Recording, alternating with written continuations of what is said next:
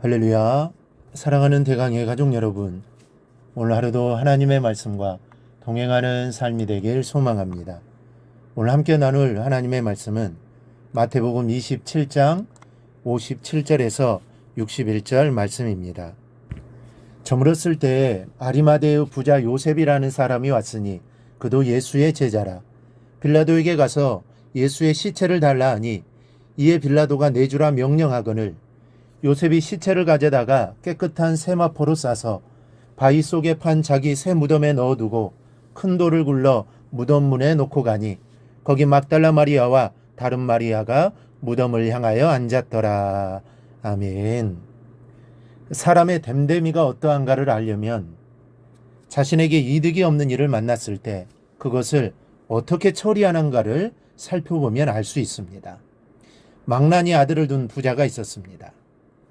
아들은 아버지의 재산으로 매일 나가 먹고 마시며 친구들과 어울리는 것이 일과였습니다. 아버지는 함께 어울리는 친구들이 좋지 않아 걱정인데 이 타일러도 듣지를 않습니다. 하루는 한밤중에 아들을 불러놓고는 네가 사귀는 친구 중 진실한 친구를 가려보자 하고는 돼지를 한 마리 죽여 보이지 않게 가마니로 둘둘 말아서 지게에 지워주었습니다. 자, 이제 내가 가깝다고 생각하는 친구들을 찾아가서 내가 실수로 사람을 죽였는데 어찌할 바를 모르겠으니 하루만 감추어 달라고 부탁을 해보거라 하고 일렀습니다. 아들이 죽은 돼지를 지고 한밤중에 친구들의 집을 하나씩 찾아갑니다. 돈 풀어주며 먹고 놀 때는 그렇게도 다정하던 친구들이 싸늘하게 냉대하며 한 사람도 받아주는 친구가 없었습니다. 큰 충격을 받은 아들이 정신을 차렸다는 이야기입니다. 내게 유익이 될 때 친구가 되어주기는 쉽습니다. 내게 득이 될 때 땀 흘리는 것은 어렵지 않습니다. 그러나 유익이 없는 일을 선택하는 것은 쉽지 않습니다.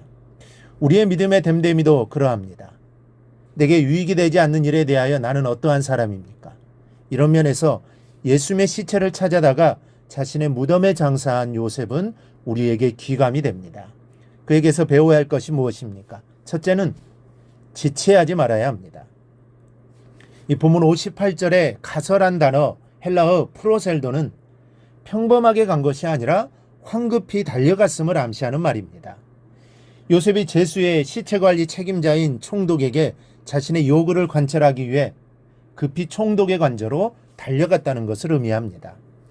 사람은 내게 유익이 되거나 손해가 되는 일에는 부지런하지만 유익이 없는 일은 마음이 있어도 지체하거나 미루기를 잘합니다.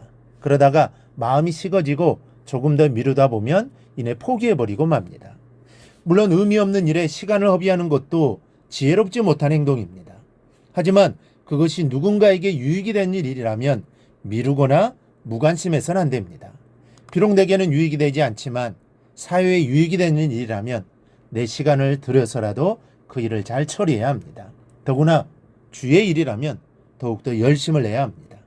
주의 일은 세상에서 봤을 때 나에게 별 유익을 주지 않습니다. 하지만 주의 일은 세상의 그 어떤 일보다 귀한 일입니다. 사람의 생명을 살리는 일이기 때문입니다. 사람의 영원한 삶을 위한 일이기 때문입니다. 그러므로 내게 물질적인 유익은 없더라도 아니 오히려 내 시간을 들이고 물질을 들여서라도 잘 처리하고 감당해야 합니다. 요셉처럼 주님께서 이런 선택을 나에게 요구하실 때는 지체하지 말아야 합니다. 감동이 왔으면 그 시간으로 실행해야 제자인 것입니다. 둘째는 용기를 가져야 합니다. 이 본문과 같은 내용을 기록한 마가복음 15장 43절을 보면 요셉은 당돌이, 즉 다시 말하면 용감하게 예수님의 시체를 요구했습니다.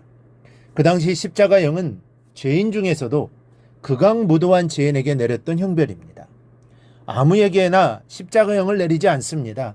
국가반란죄나 모든 사람이 혀를 내두를 정도의 죄를 범한 자에게만 내리는 형벌입니다. 그런데 이런 형벌을 주님이 당하셨습니다. 아무런 죄도 없으신 분이 당하신 것입니다. 그러나 세상 사람들은 예수님이 이런 죄를 지었다고 생각하지 않았을 것입니다.